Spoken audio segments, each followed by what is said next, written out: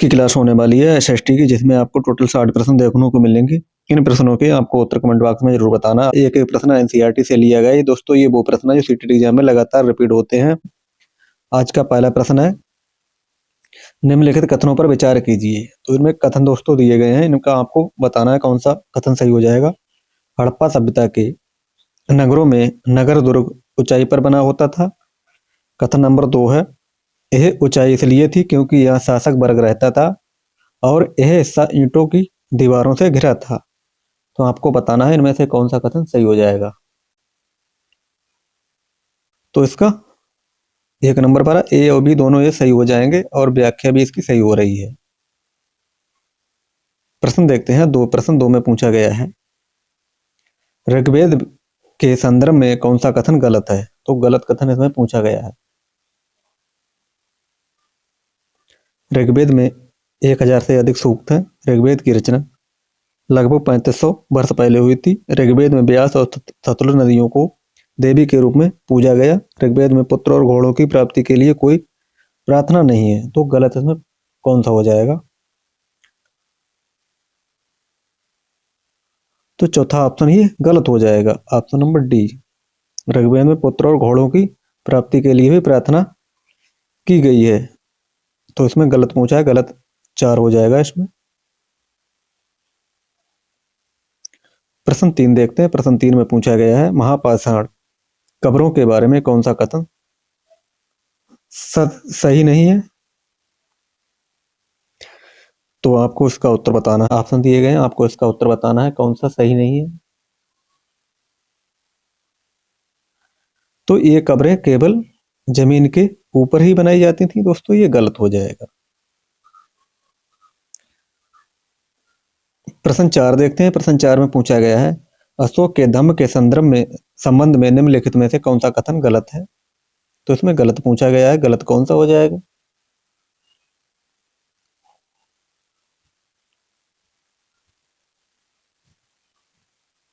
तो गलत की बात करें तो ऑप्शन नंबर 3 ही गलत हो जाएगा। अशोक ने बौद्ध के उपदेशों को केवल पत्थरों पर ही खुदवाए दोस्तों, ये गलत हो जाएगा। प्रश्न 5 देखते हैं, अर्कामेडु के बारे में कौन सा सही कथन है, उसकी पहचान आपको करना है। अर्कामेडु के बारे में तो यह एक प्राचीन पतन था जो पांडुचेरी में स्थित था। बिल्कुल, यहाँ भूमध्य सागरीय क्षेत्र के एम्फोरा जैसे पात्र भी मिले, बिल्कुल मिले हैं। रेटाइन जैसे मोहर लगे लाल चमकदार बर्तन मिले हैं दोस्त। तो इसका ऑप्शन नंबर 4 सही उत्तर हो जाएगा। प्रश्न 6 देखते हैं। प्रश्न 6 में पूछा गया है, गुप्त काल के शासन के संदर्भ में विचार करना है, कौन सा सही हो जाएगा। प्रश्न 6, कुछ प्रशासनिक पद अनुमानित बन गए।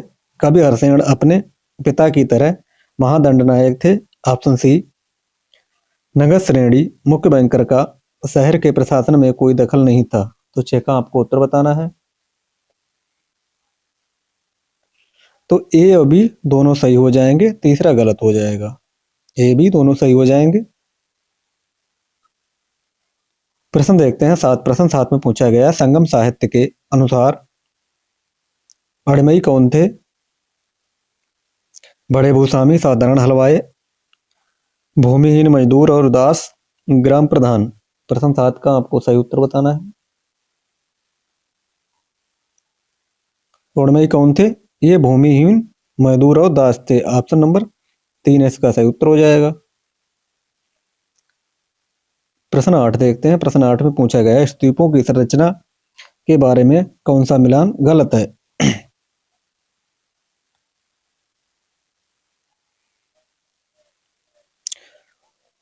तो चौथा ऑप्शन ये गलत हो जाएगा, ऑप्शन नंबर 4। प्रश्न 9 देखते हैं। प्रश्न 9 में पूछा गया, निम्नलिखित में से कौन सी कृति कालिदास द्वारा लिखित नहीं है। प्रश्न 9, तो ये हर्षचरित नहीं है दोस्तों, और ये तीनों हो जाएंगी। ऑप्शन नंबर 3 इसका सही उत्तर हो जाएगा। प्रश्न देखते हैं 10। प्रश्न 10 में पूछा गया है, इंडिया शब्द किस नदी के नाम से निकला है? गंगा, यमुना, इंडस, सिंधु या नर्मदा? प्रश्न 10। तो इंडिया इंडस से निकला है। ऑप्शन नंबर सी इसका सही उत्तर हो जाएगा। प्रश्न 11 देखते हैं। प्रश्न 11 में पूछा गया, अतीत में हाथ से लिखी पुस्तकें क्या कहलाती थीं? अभिलेख, पांडुलिपि, उपन्यास, ग्रंथ?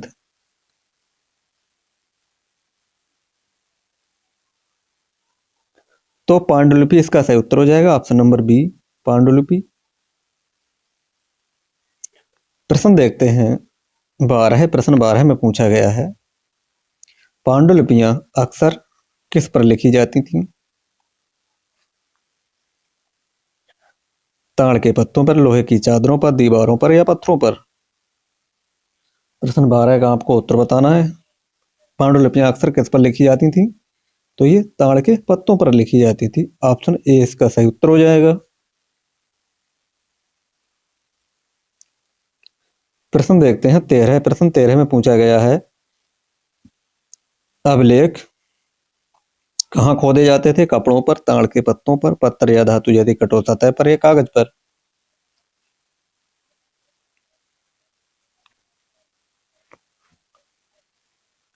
तो ऑप्शन इसका सी सही उत्तर हो जाएगा, पत्थर या धातु जैसी कठोर सतह पर।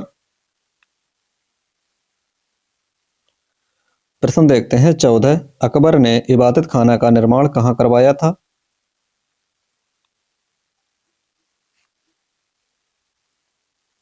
तो फतेहपुर सीकरी में करवाया था। ऑप्शन नंबर सी इसका सही उत्तर हो जाएगा।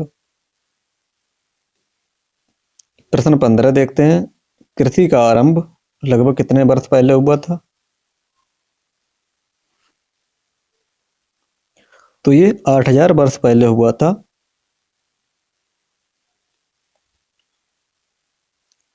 प्रश्न 16 देखते हैं, पुरा पाषाणिक स्थल भीमबेटका वर्तमान में किस राज्य में स्थित है? उत्तर प्रदेश, मध्य प्रदेश, आंध्र प्रदेश या महाराष्ट्र? प्रश्न नंबर 16 का आपको उत्तर बताना है, क्या सही हो जाएगा? तो मध्य प्रदेश इसका सही उत्तर हो जाएगा। Option number B. प्रश्न देखते हैं 17। प्रश्न 17 में पूछा गया है, सबसे पहले किस जानवर को पालतू बनाया गया था? गाय, कुत्ता, बकरी या भेड़?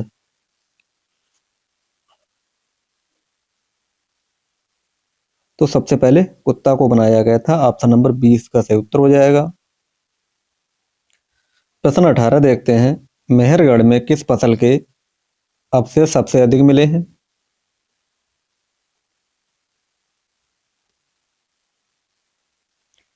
तो गेहूं और जौ के मिले हैं। ऑप्शन नंबर सी इसका सही उत्तर हो जाएगा। प्रश्न देखते हैं 19। प्रश्न 19 में पूछा गया है, ब्रज होम वर्तमान कश्मीर में जो है गड्ढे के नीचे घर बनाते थे, इन्हें क्या कहा जाता था? को इसका सही उत्तर बताना है। सही उत्तर इसका क्या हो जाएगा? प्रश्न नंबर 19 का आपको उत्तर बताना है। तो गड्ढे के नीचे जो घर बनाते थे उन्हें क्या कहा जाता था? उन्हें गर्तबाज कहा जाता था। ऑप्शन नंबर 20 का सही उत्तर हो जाएगा। प्रश्न देखते हैं 20। प्रश्न 20 में पूछा गया है, पराग पराग ऐतिहासिक काल में आग की खोज किस काल में हुई थी? पुरापाषाण काल, मध्य पाषाण काल, नवपाषाण काल या लौह? प्रश्न 20 का आपको सही उत्तर बताना है। तो पुरापाषाण काल इसका सही उत्तर हो जाएगा। Option number A. प्रश्न देखते हैं 21। प्रश्न 21 में पूछा गया है, हड़प्पा के नगरों में निचला शहर आमतौर पर किस दिशा में होता था? उत्तर, दक्षिण, पूर्व या पश्चिम? प्रश्न नंबर 21। तो प्रश्न नंबर 21 का आपको सही उत्तर बताना है। प्रश्न नंबर 21 का क्या सही हो जाएगा? ऑप्शन नंबर सी इसका सही उत्तर हो जाएगा, पूर्व। 21 का सी इसका सही उत्तर हो जाएगा, पूर्व। प्रश्न देखते हैं 22। प्रश्न 22 में पूछा गया है, हड़प्पा सभ्यता में महान स्नानागार कहाँ पाया गया? हड़प्पा, मोहनजोदड़ो, लोथल या कालीबंगा? प्रश्न 22। तो मोहनजोदड़ो इसका सही उत्तर हो जाएगा। Option number B. प्रश्न देखते हैं 23 हड़प्पा के लोग तांबा कहाँ से आयात करते थे? कर्नाटक, राजस्थान, ईरान या अफगानिस्तान?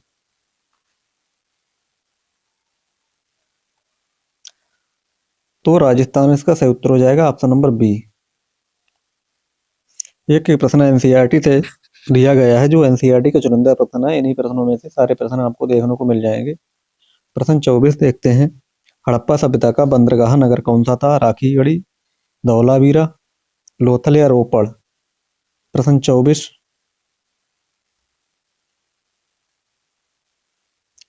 तो ये लोथल इसका सही उत्तर हो जाएगा, option number C, Lothal. Lothal इसका सही उत्तर हो जाएगा दोस्तों। प्रश्न देखते हैं 25। प्रश्न 25 में पूछा गया, सिंधु घाटी सभ्यता के शहरों की गलियां कैसी थी? तंग और मैली, चौड़ी और सीधी, घुमावदार या उबड़ खाबड़? तो कैसी थी? चौड़ी थी और बिल्कुल सीधी थी। ऑप्शन नंबर बी इसका सही उत्तर हो जाएगा। प्रश्न देखते हैं 26।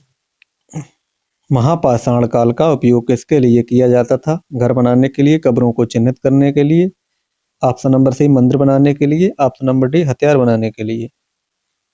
प्रश्न 26। तो कब्रों को चिन्हित करने के लिए प्रयोग होता था, ऑप्शन नंबर बी इसका सही उत्तर हो जाएगा। प्रश्न देखते हैं 27। प्रश्न 27 में पूछा गया, ऋग्वेद की भाषा क्या थी? हिंदी, पाली, संस्कृत या वैदिक संस्कृत? तो ऋग्वेद की भाषा क्या थी? ऋग्वेद की भाषा वैदिक संस्कृत थी। ऑप्शन नंबर डी इसका सही उत्तर हो जाएगा, वैदिक संस्कृत। प्रश्न देखते हैं 28। अश्वमेध यज्ञ के घोड़े को रोकने को क्या कहा जाता था? मित्रता, युद्ध, उपहार देना या पूजा? प्रश्न 28।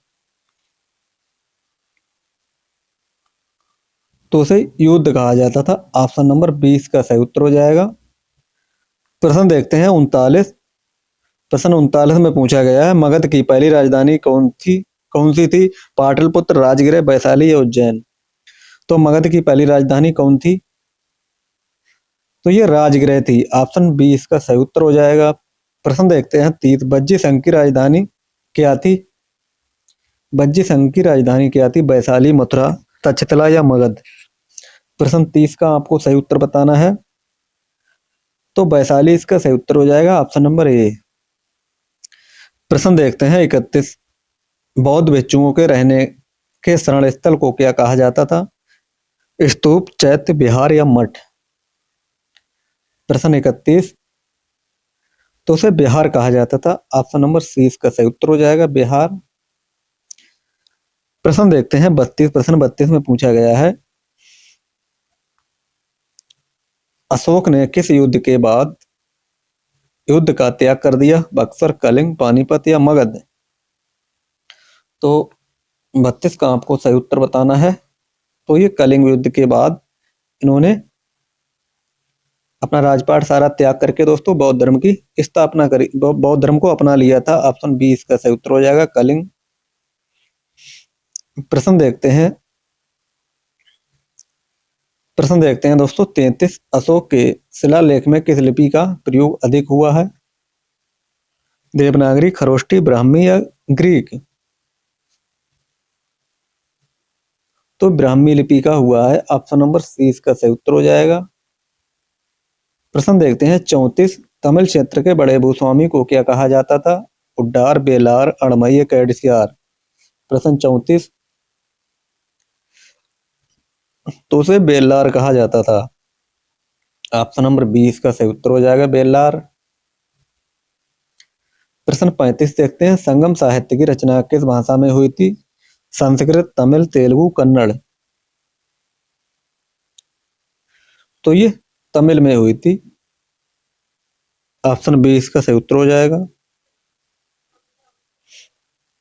प्रश्न देखते हैं 36। सिल्क रूट रेशम मार्ग पर नियंत्रण रखने वाले प्रसिद्ध शासक कौन थे? मौर्य, कुषाण, गुप्त या सातवाहन? तो ऑप्शन नंबर बी कुषाण इसका सही उत्तर हो जाएगा, ऑप्शन नंबर बी। प्रश्न देखते हैं 37। प्रयाग प्रशस्ति की रचना किसने की थी?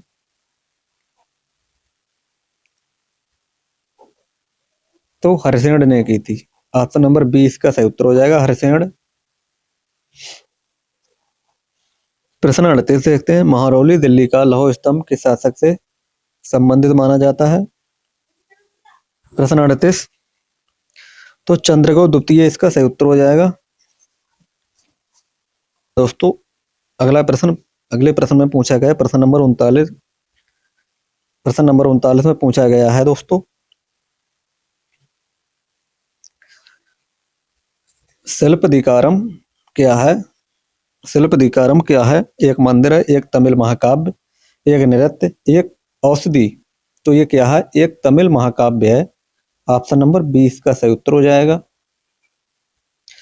प्रश्न देखते हैं 40। प्रश्न 40 में पूछा गया है, चोल काल में बेटी कर क्या अर्थ था? बेटी कर का क्या अर्थ था? प्रश्न 40 का आपको सही उत्तर बताना है। प्रश्न आपको 40 का सही उत्तर बताना है, क्या हो जाएगा? तो जबरन श्रम के रूप में लिया जाने वाला कर था। ऑप्शन नंबर 20 का सही उत्तर हो जाएगा। प्रश्न 41 देखते हैं, तबारीक के बारे में कौन सा कथन गलत हो जाएगा? गलत पूछा गया है, इसमें कौन सा गलत हो जाएगा तबारीक के बारे में? प्रश्न 41, तो तबारीक के लेखकों ने आम जनता के दैनिक जीवन के बारे में विस्तार से लिखा। दोस्तों यही गलत हो जाएगा। प्रश्न 42 देखते हैं, नूरजहां के सम्मान में किस मुगल शासक ने चांदी के सिक्के जारी किए थे? अकबर, जहांगीर, शाहजहां या औरंगजेब? प्रश्न 42,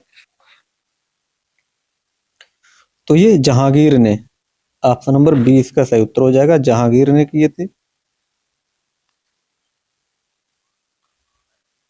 प्रश्न 42 का आपको सही उत्तर बताना है, क्या हो जाएगा इसका? ऑप्शन नंबर 20 जहांगीर इसका सही उत्तर हो जाएगा। प्रश्न 43 देखते हैं,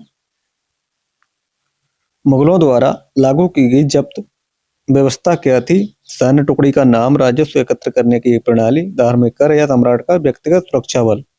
प्रश्न 43 का उत्तर बताना है, क्या हो जाएगा? तो ये राजस्व एकत्र करने की एक प्रणाली थी। ऑप्शन नंबर 2 इसका सही उत्तर हो जाएगा। प्रश्न देखते हैं 44, अकबरनामा और आईने अकबरी के लेखक कौन थे? बीरबल, फैजी, अबुल फजल या टोडरमल?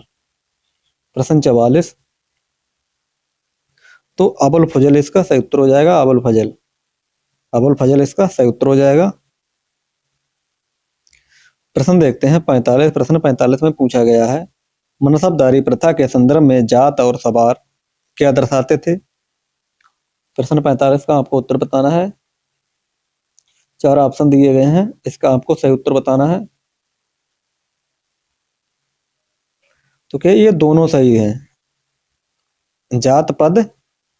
जात पद और वेतन निर्धारित करता था। ऑप्शन नंबर बी, सवार सैन्य उत्तरदायित्व घुड़सवारों की संख्या पर निर्धारित करता था। तो ये दोनों सही हो जाएंगे। प्रश्न देखते हैं 46, अहोम जनजाति के संदर्भ में कौन सा कथन सत्य है?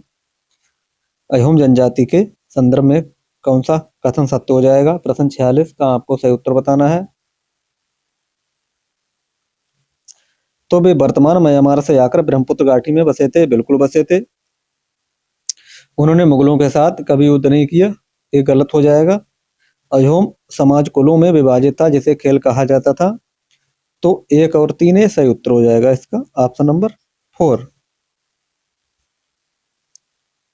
प्रश्न देखते हैं 47, मराठा प्रशासन में चौथ और सरदेश मुखी क्या थे? प्रश्न 47 का आपको सही उत्तर बताना है, क्या हो जाएगा? तो शिवाजी द्वारा लगाए गए कर, इसका सही उत्तर हो जाएगा ऑप्शन नंबर 2। प्रश्न देखते हैं 48। प्रश्न 48 में पूछा गया है, सिखों के संदर्भ में राखी व्यवस्था क्या थी? राखी व्यवस्था ये क्या थी? प्रश्न 48, तो किसानों को संरक्षण देने के बदले उपज का 20% कर के रूप में लेना, इसका सही उत्तर हो जाएगा ऑप्शन नंबर 2। प्रश्न देखते हैं 49। प्रश्न 49 में पूछा गया है, गौड़ राज्यों की प्रशासनिक व्यवस्था के संदर्भ में 84 का अर्थ क्या था? 84 गांवों की एक इकाई, 84 राजाओं का समूह, 84 प्रकार के कर या एक सिंचाई तकनीकी। प्रश्न 49 का सही उत्तर बताना है। तो प्रश्न 49 का सही उत्तर हो जाएगा ऑप्शन नंबर ए। प्रश्न देखते हैं 50। प्रश्न 50 में पूछा गया है, मुगल जनरल मीर जमुला ने किस वर्ष अहोम राज्य पर हमला किया था? प्रश्न 50 का आपको सही उत्तर बताना है। तो 1662 इसका सही उत्तर हो जाएगा। 1662 ऑप्शन नंबर ए। प्रश्न 51 देखते हैं, पाइक व्यवस्था के तहत प्रत्येक गांव को बारी बारी से क्या करना पड़ता था? तो निश्चित संख्या में सैनिक मजदूर भेजना। ऑप्शन सी इसका सही उत्तर हो जाएगा। प्रश्न 52 देखते हैं, निम्नलिखित में से कौन सी जनजाति पंजाब में मध्यकाल में बहुत प्रभावशाली थी?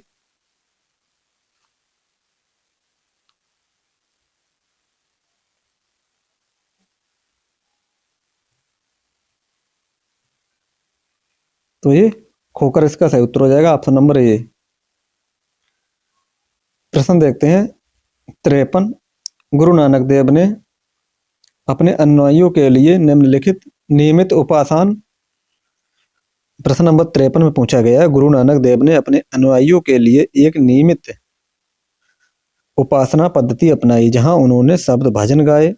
उनके रहने के स्थान को क्या कहा गया? मंदिर, धर्मशाला, मठ या खानकाहा? प्रश्न 53 का आपको उत्तर बताना है। तो उसे धर्मशाला बाद में गुरुद्वारा कहा जाने लगा। ऑप्शन नंबर 20 का सही उत्तर हो जाएगा। प्रश्न देखते हैं 54। चेर साम्राज्य में महोदयपुरम में किस भाषा को राजकीय भाषा के रूप में प्रयोग किया गया? तो मलयालम इसका सही उत्तर हो जाएगा। Option number B. प्रश्न देखते हैं 55। कथकली नृत्य मुख्य रूप से किस राज्य से संबंधित है? तो ये केरल इसका सही उत्तर हो जाएगा। Option number C. प्रश्न 56 देखते हैं, लघु चित्र बनाने के लिए किस तरह का उपयोग नहीं किया जाता था? तो लोहे की चादरों।